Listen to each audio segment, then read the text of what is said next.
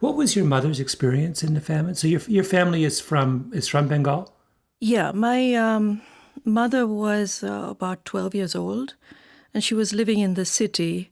She saw all of this starvation on the pavements, all of the people coming into the city from the villages because there was absolutely nothing left in the villages.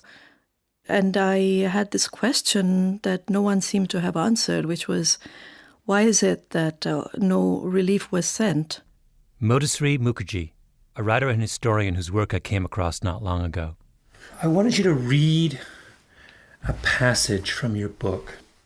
Can you just read the first paragraph? I thought it was this as a way of communicating to people what a famine is. In Shapurapota village of the 17th Union of Panchkura Thana, a Muslim weaver was unable to support his family and, crazed with hunger, wandered away. His wife believed that he had drowned himself in the flooded Kashai River.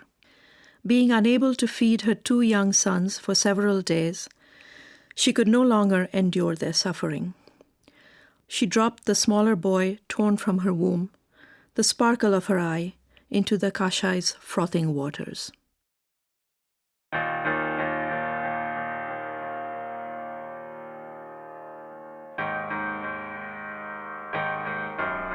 My name is Malcolm Gladwell. You're listening to Revisionist History, my podcast about things overlooked and misunderstood. This episode is about a famine that took place in India in 1943.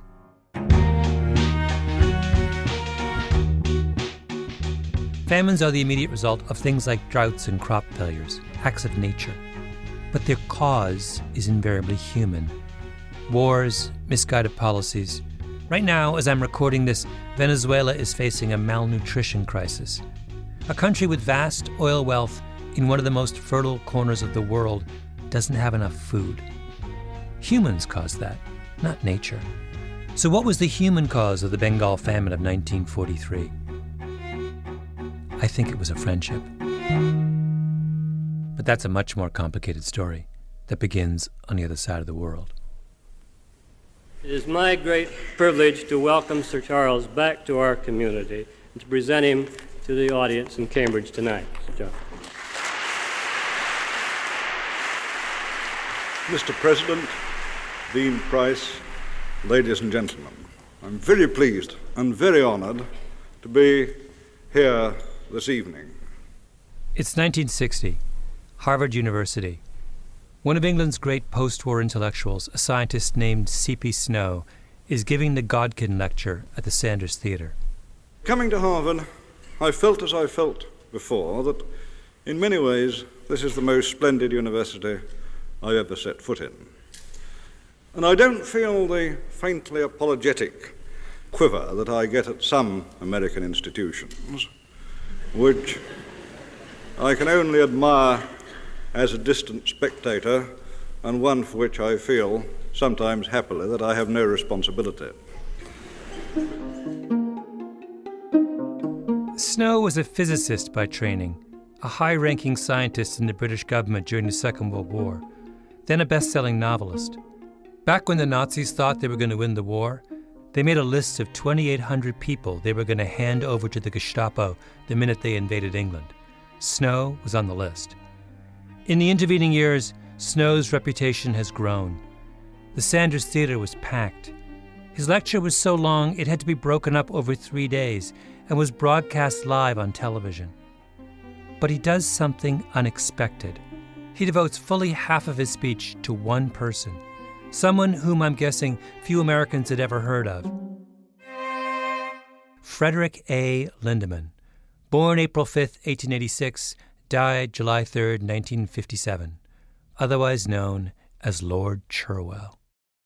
See, Lindemann was by any odds a very remarkable and a very strange man. He was a real heavyweight of personality. Remember, Snow is a novelist, a student of character. Lindemann was quite un-English. I always thought if you met him in middle age, you'd have thought he was the kind of Central European businessman that one used to meet in the more expensive hotels in Italy. He was heavy-featured, pallid, always very correctly dressed. He spoke German at least as well as he did English, and indeed, under his English there was a tone of German, if you could hear him at all, because he always mumbled in an extraordinarily constricted fashion. Snow is obsessed with Lindemann. That's the first thing that comes across in the lecture. Frederick Lindemann was the kind of man who obsessed people. People talked about Lindemann, gossiped about him, gave speeches about him. I got obsessed with him last summer, and by the time my Lindemania was over, I'd read 6 books about him. 6. And I think I just scratched the surface. About him there hung a kind of atmosphere of indefinable malaise. You felt that he didn't understand his own life well, and he wasn't very good at coping with the major things. I mean, he was venomous, he was harsh-tongued, he had a malicious, sadistic sense of humour, but nevertheless you felt that somehow he was lost. And I said he was a figure who made a novelist's fingers itch.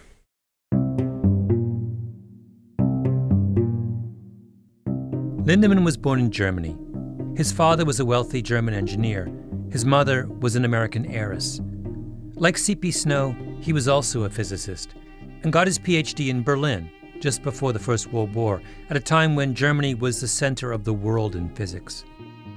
His thesis advisor compared his mind to that of Isaac Newton.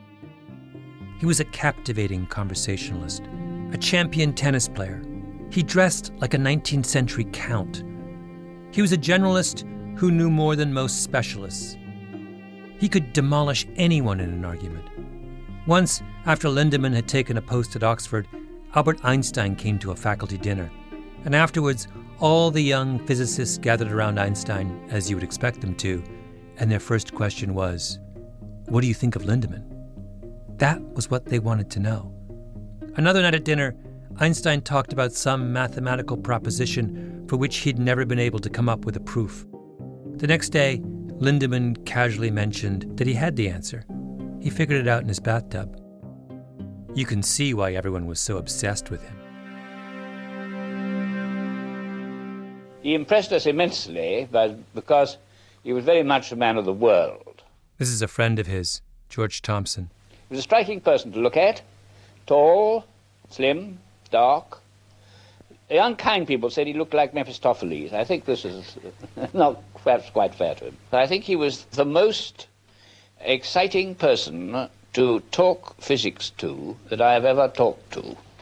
Even Lindemann's valet sung his praises when he was interviewed by the BBC. In 32 years, so closely with him, never once seen anything slightly, even remotely suggesting impropriety.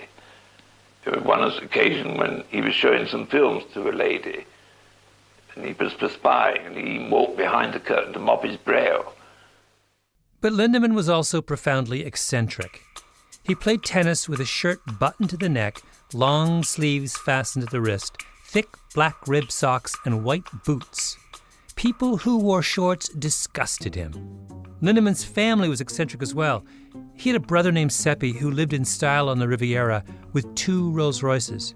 One was white and driven by a black man. The other was black and chauffeured by an albino. I'm not making that up. In his lecture, C.P. Snow spends an unusual amount of time just talking about Lindemann's diet. He was the most cranky of all vegetarians. He wasn't only a vegetarian, but he would only eat very minute fractions of what you might regard as a vegetarian diet. And he lived mainly on cheese, the whites of eggs, the yolks being apparently too animal, olive oil and rice. During the Second World War, there was hardly a drop of olive oil in England, and Lindemann got his brother Charles, who was serving in the British Embassy in Washington, to put a case of olive oil in the diplomatic pouch at regular intervals to be flown back to London. At one point, when the war is getting intense, his brother doesn't send him enough oil. Lindemann goes ballistic. "Tell Charles I can only suppose that he attaches no value to what I'm trying to do in the war effort, that he would as soon have me go to bed. And that is what I shall have to do unless he sends me more olive oil." Europe is burning. That's what's on his mind. Lindemann was thin-skinned, defensive. He'd never admit when he was wrong. He'd never change his mind once it was made up. He thought he was an expert on everything, even when he wasn't. His friend Roy Harrod once wrote of him, he would not shrink from using an argument which he knew to be wrong if by so doing he could tie up one of his professional opponents. That was his friend saying that.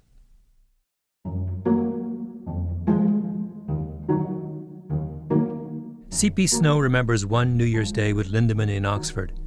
The British Crown had just published its honours list, people who were being recognised with knighthoods and ladyships. I remarked innocently enough that the English honours list must give much more pain than pleasure, because obviously the people who were left out were much greater in number than the people who were in. And Lindemann's face lit up. He got a very sombre, heavy face with very sad brown eyes. Well, these brown eyes sparkled with savage glee, and he said, "Of course it is. It wouldn't be any use getting an award if one didn't think of all the people who were miserable because they hadn't managed it." Here's what another friend said of him. He was lacking in the bond of human sympathy for every chance person who was not brought into a personal relationship with him. I think that's the crucial fact about Lindemann. One time he's asked for his definition of morality, and he answers, "I define a moral action as one that brings advantage to my friends." Frederick Lindemann was a man who put his friends first, to the exclusion of all other moral considerations. Now, why does that matter? Why would C.P. Snow devote 3 days to this man whom few people in the audience had ever heard of? Because of who Frederick Lindemann's best friend was. The man who defined a moral action as one that brings advantage to my friends was best friends with Winston Churchill. We are the masters of our fate. That the task which has been set us is not above our strength, that its pangs and toils are not beyond our endurance. As long as we have I'm guessing you think of Churchill as a hero, the man who bravely led the fight against Adolf Hitler. But once I learned about his friend, I don't know. Churchill will never be the same for me. People have often speculated on why this friendship. I mean, an extremely cranky, non-smoking, non-drinking vegetarian doesn't sound the obvious soulmate for Sir Winston. I can only answer that to give any sensible suggestion, you'd have to know both men not only well, but as well as they knew each other. One can make guesses, but why any friendship? Lindemann and Churchill met each other in 1921 at a dinner in London. It was arranged by the Duke and Duchess of Westminster. Lindemann would always say that only 2 people in the world were smarter than he was. Einstein, of course, and Churchill. And Churchill felt the same way. If you read some of the letters Churchill writes Lindemann, they're almost worshipful. The psychologist Daniel Wegner has this beautiful concept called transactive memory, which is the observation that we don't just store information in our minds or in specific places. We store memories and understanding in the minds of the people we love. You don't need to remember your child's emotional relationship to her teacher because you know your wife will. You don't have to remember how to work the remote because you know your daughter will. That's transactive memory. Little bits of ourselves reside in other people's minds. You know when one half of a long marriage dies and the surviving partner says that some part of them has died along with their spouse? Wegner has a heartbreaking riff about how that is actually true. When your partner dies, everything that you have stored in your partner's brain dies along with them. Churchill is in a transactive relationship with Lindemann. Think about it. Churchill is a man of the big picture, a visionary. He has a deep, intuitive understanding of human psychology and history. But he struggles with depression. He has mood swings. He's impulsive. He's a gambler. He has no head for figures. Throughout his life, he's always losing huge amounts of money on foolish investments. In 1935, Churchill spent the modern equivalent of $62,000 on champagne in 1 year. Within a month of becoming prime minister, he was broke, literally broke. Here we have a man of volatile temperament with no way to bring order to his life. So who does he become best friends with? Frederick Lindemann, someone disciplined, almost fanatically consistent, someone who ate the same 3 things every meal of every day, someone so naturally at home in the world of numbers that even as a child he would read newspapers and recite back reams and reams of statistics from memory. When Churchill becomes Prime Minister in 1940, just after the war breaks out, he takes Lindemann with him. First as scientific advisor, then he gets him a job in the War Cabinet as the Paymaster General. And Lindemann becomes a kind of gatekeeper to Churchill's mind. Over the course of the war, he writes Churchill 2,000 memos, basically one a day, double-spaced, large print, no more than a page or 2, reducing some complicated question to its essence. Lindemann travels with Churchill to international conferences. He dines with him. Lindemann never drinks unless he's eating with Churchill, who's a big drinker. Then he drinks. He goes to Churchill's country house on the weekends. People spot them at 3 a.m, sitting by the fire, reading the newspaper together. One time in Parliament, another MP criticizes Lindemann, and Churchill goes crazy. He says, "Love me, love my dog, and if you don't love my dog, you damn well can't love me." And that's high praise, because remember, to an Englishman of that generation, the only living creature you're allowed to show affection for is your dog.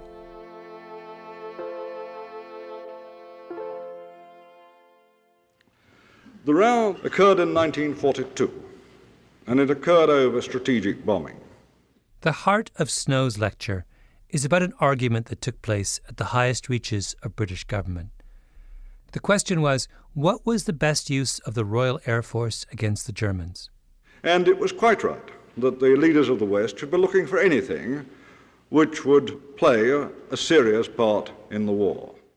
One school of thought says, let's use our bombers to support military activities, protecting ships against German U-boats, destroying German factories. The other school of thought argues that bombing ought to serve a bigger strategic purpose. In other words, let's use bombing to break the will of the German people. Let's make their lives so miserable that they give up. The UK's military leadership was fanatical about the virtues of strategic bombing. But Churchill was on the fence. So what did he do? He turned to Lindemann, of course, and asked Lindemann to do a formal study of strategic bombing's effectiveness. That's the sort of analytical question Churchill had always turned over to his best friend. And Lindemann says, let's look at the English cities of Hull and Birmingham, both of which were bombed heavily by the Germans. He analyzes the data, then writes one of his famous memos to Churchill. I'm quoting now from Lindemann's memo. Investigation seems to show that having one's house demolished is most dangerous to morale. People seem to mind it more than having their friends or even relatives killed. At Hull, signs of strain were evident, though only 1/10 of the homes were demolished. On the above figures, we could do as much harm to each of the 58 principal German towns. There seems little doubt that this would break the spirit of the German people. Strategic bombing is about making an all-out assault on the homes and the lives of German civilians, not soldiers, innocent people. There's a moment in Snow's speech when he stops because he can't believe, with the benefit of 15 years hindsight, that he was part of a government that thought that this was the right thing to do.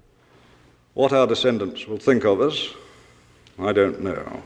Will they think, as Roger Williams said of some Indians, that we were wolves with the minds of men?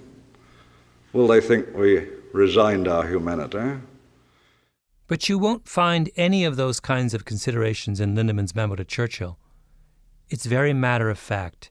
It's all about what the data says. Except for one thing. That's not what the data says.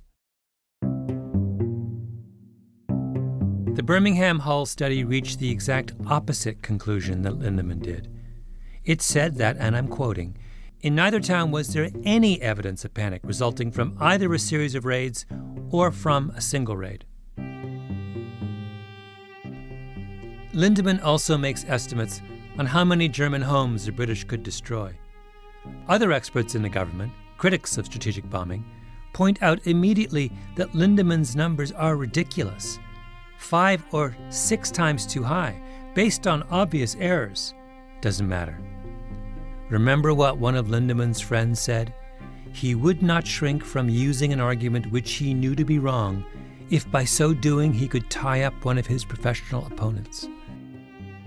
Lindemann wanted strategic bombing, so Churchill went ahead and ordered the bombing of German cities. No one had ever thought how these bomber forces were really to be used. It was just an act of faith. This was a way to fight a war. And I think it's fair to say that Lindemann was, with his usual extreme intensity, as committed to this faith as any man in England. So what happened? Most historians agree that strategic bombing was a disaster. 160,000 US and English airmen and hundreds of thousands of German civilians were killed in those bombing campaigns. Many of Europe's most beautiful cities were destroyed, and German morale didn't crack. The Germans fought to the bitter end. After the war, the Nobel Prize-winning physicist Patrick Blackett wrote a devastating essay where he said that the war could have been won 6 months or even a year earlier if only the British had used their bombers more intelligently. There should have been a proper debate about strategic bombing in the British War Cabinet. Numbers should have been scrutinized. Hard questions should have been asked. But how can you have a real debate against Churchill's best friend? Friendship comes first. That's the thing that makes friendship so powerful and beautiful. Except when your friend is feeding you falsehoods and your loyalty to him means that you can't see them.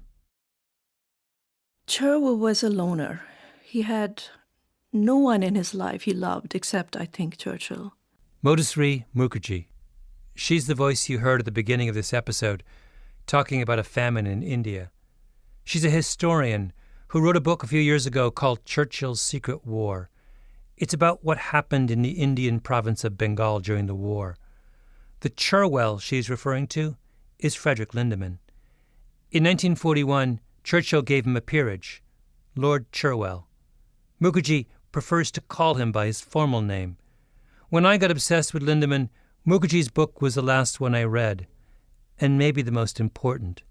If you think of C.P. Snow's lecture as Chapter 1 in the Frederick Lindemann-Winston Churchill love story, Mukherjee's book is the final, depressing chapter. It was clearly the only person he ever loved in his life. There was no one else. India was still a British colony during the war, governed by a viceroy sent from England. Like all British colonial possessions, India was a major part of the war effort. They exported food for the Allies. They sent hundreds of thousands of soldiers to fight the Germans. The entire industrial production, the entire cloth production, wool, silk, timber, you name it, it was being used for the war.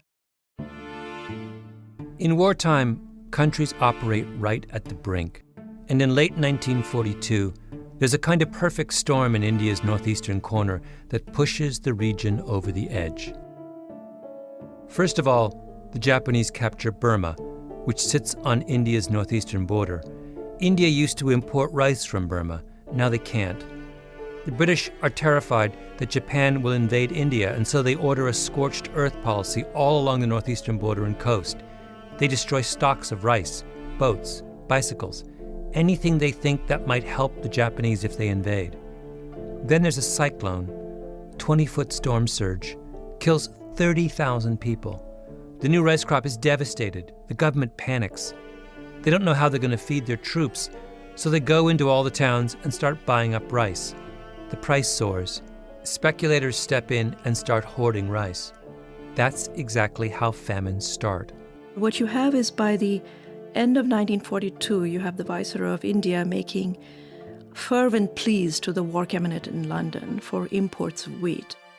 The pleas go to Lindemann.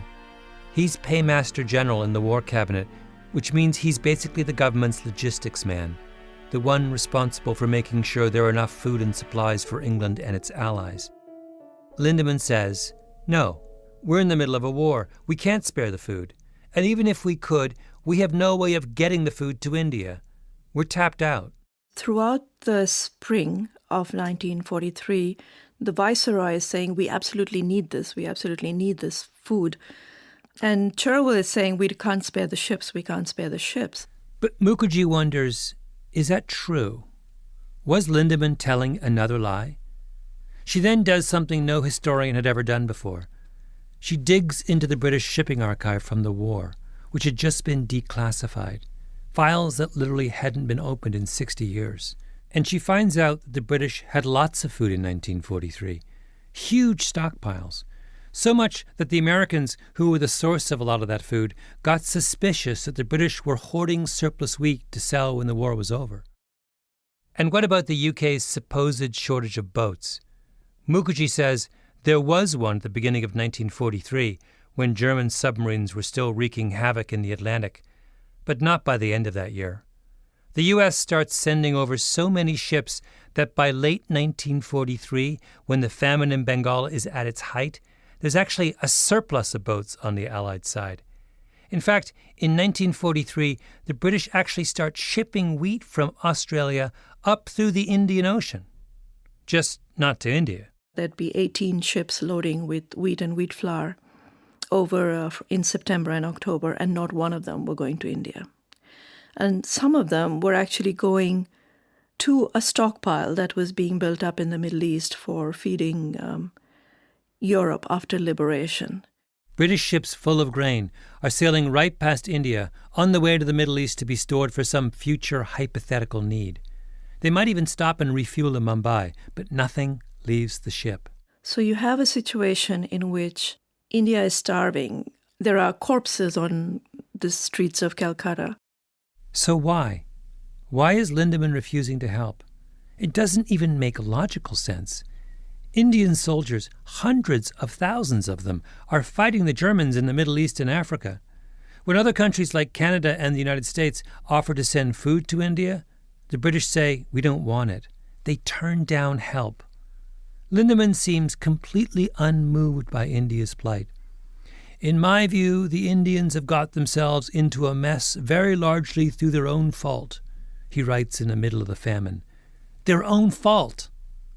Then he goes on, this shortage of food is likely to be endemic in a country where the population is always increased until only bare subsistence is possible.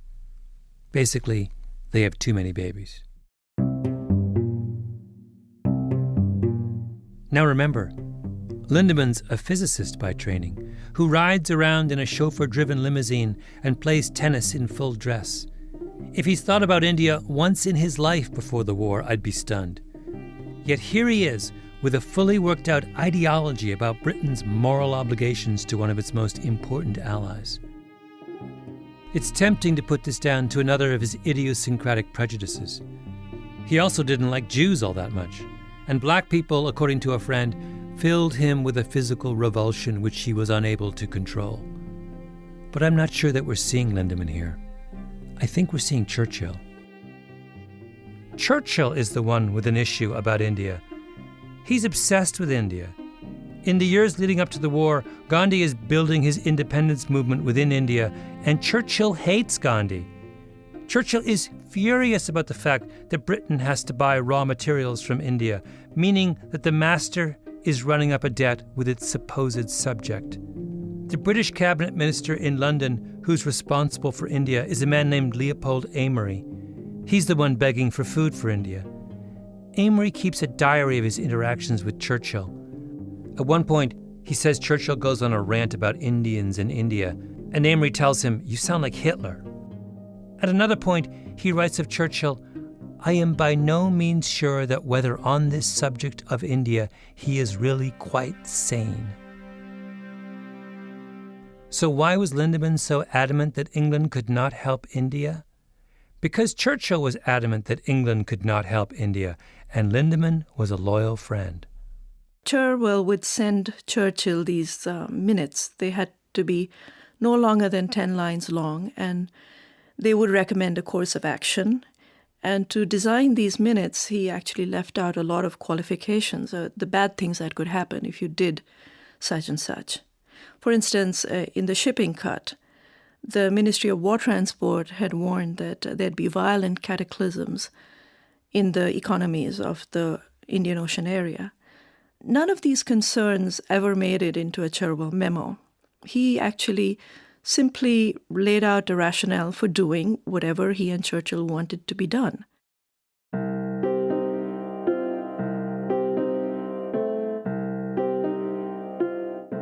Why don't we spend more time thinking about friends of politicians? I'll never understand it. We go through lengthy election seasons where we endlessly scrutinize all the people running for public office. We look at the candidates, their beliefs, their background, the clothes they wear. We look at them. But then, after the election is over, we realize we didn't just elect that candidate, because no one governs alone. Eventually, leaders get overwhelmed. At a certain point, they're going to call their closest friend at 2 a.m. and say, "What do I do?" So when you're voting for someone, you're also voting for that friend who gets called at 2 a.m. That's what's strange about elections. Friends should be scrutinized. The friends should all have to debate each other, but they don't. Friends get a pass. In his lecture, C.P. Snow called this court politics. The Lindemann-Churchill relation is the most fascinating example of court politics that we're likely to see. People called Lindemann the Prof. Sometimes that was said with affection, sometimes with bewilderment.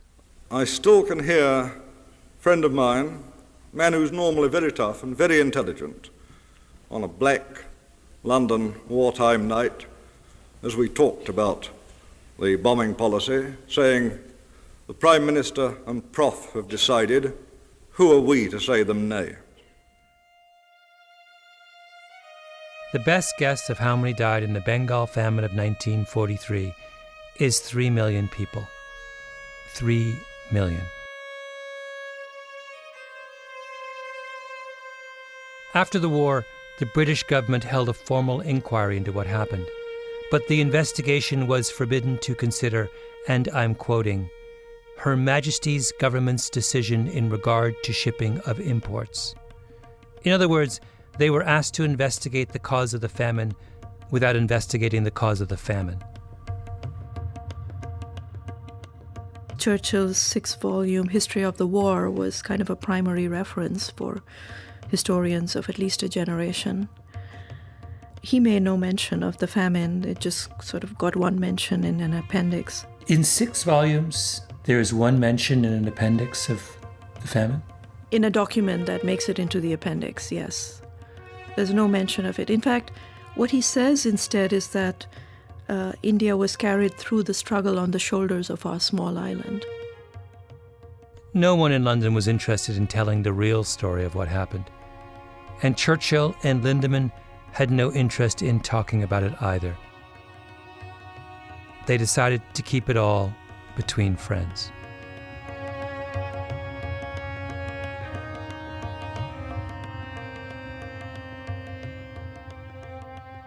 Revisionist History is produced by Mia Lobel and Jacob Smith with Camille Baptista, Stephanie Daniel, and Xiomara Martinez-White. Our editor is Julia Barton. Flawn Williams is our engineer. Original music by Luis Guerra. Special thanks to Andy Bowers and Jacob Weisberg at Panoply. I'm Malcolm Gladwell.